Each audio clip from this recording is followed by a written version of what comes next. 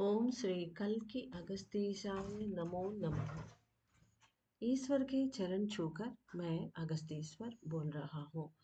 मानव जाति के विकास के लिए आत्माओं का मुक्त होना जरूरी है।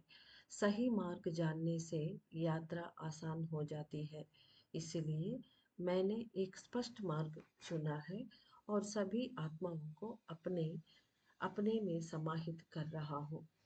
जिन आत्माओं ने अनेक आत्मकण खो दिए हैं, वे ऐसी अवस्था में हैं जहां से उनकी मुक्ति संभव नहीं है। लाइट ब्रिज अनेक मुक्त आत्माओं द्वारा निर्मित एक मार्ग है, परंतु एक आत्मा से निर्मित मार्ग में दूसरे आत्मा चलकर मुक्त होना संभव नहीं है। यानी एक आत्मा के मार्ग पर दूसरा आत्मा नहीं चल सकती उस लाइट ब्रिज में। लेकिन एक छोड़ाव यानी एक्सेप्शन के तौर पर कुछ मानव आत्माएं जीते जी खुद गुरु बनकर उस स्थान से कई आत्माओं को आकर्षित करके अपनी ओर खींचकर ऊपर भेजना संभव होता है। यानी एक गुरु जो है वो एक आत्मा है, फिर भी वो अपने मार्ग में कई लोगों को लाके अच्छे लोगों पर वो भेज सकते हैं। मानव आत्माएं जब पृथ्वी से आसमान तक लाइट ब्रिज का निर्माण करते हैं, उसकी बल की तुलना से जो आत्माएं ऊपर से धरती पर आते समय निर्मित लाइट ब्रिज अधिक बलवान होता है। इस तरह 12 देवी देवता और नक्षत्र भी मेरे द्वारा निर्मित लाइट ब्रिज से बंध कर जुड़ गए हैं।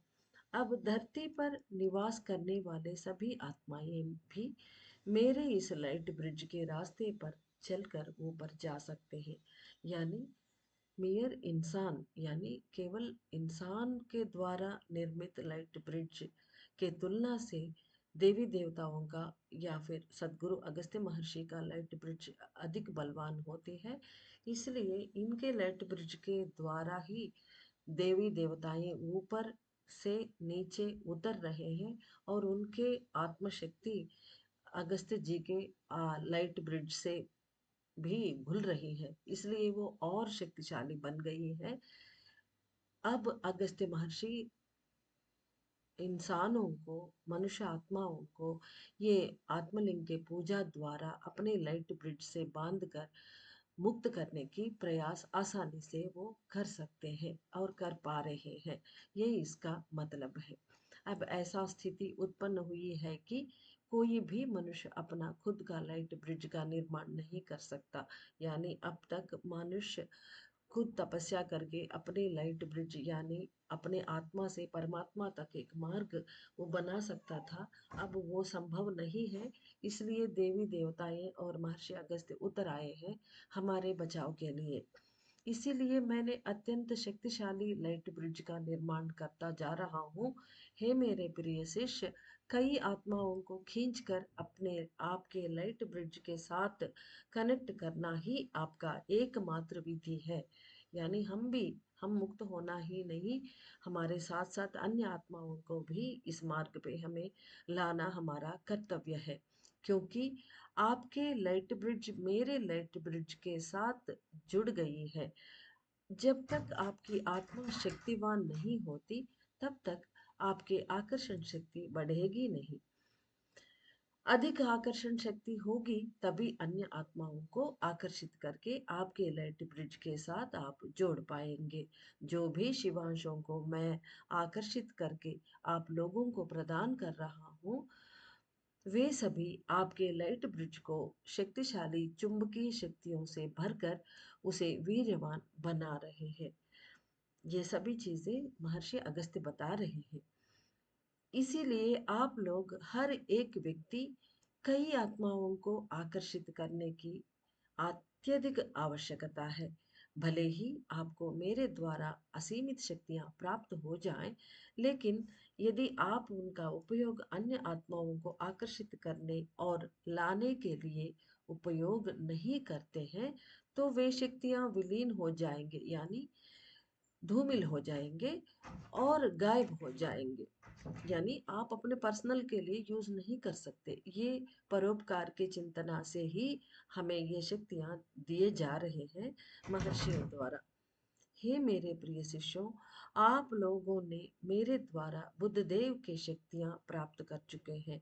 इस श्रृंखला में मैं आपको आज आकर्षित करके प्रदान करने वाला एक देवकुल आत्मा अत्यंत तीव्र शक्तिशाली है। ये है देवताओं के गुरु के रूप में पूजे जाने वाले श्री बृहस्पति देव। यानी बुध देव के बाद 12वें दिन में बृहस्पति देव आपके एक नक्षत्र शक्ति के रूप में आपके अंदर प्रवेश करने जा रहे हैं। श्री बृहस्पति आप अपने शक्तियों में से एक भाग प्रदान कर रहे हैं। ये अपने पूरे शक्तियों में से एक हिस्सा मनुष्यों के लिए दे रहे हैं। अगस्त्य महर्षि द्वारा उन्होंने जो आत्मकांति प्राप्त किया था उसे 10 भागों में विभाजित करके उनमें से एक भाग को पिघलाकर उसे प्रकाश के रूप में प्रदान किया है। मैं देवगुरु श्री बृहस्पति के आत्मकांति में से 10वां भाग को प्राप्त करके आप लोगों को प्रदान कर रहा हूँ।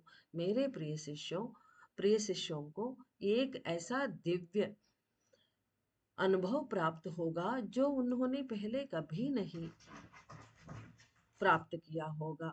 आपके आत्मा में लीन होने जा रहे एक उच्च कोटि के गुरु को यानी बृहस्पति देव को भक्ति भावना के साथ स्वीकार करना होगा।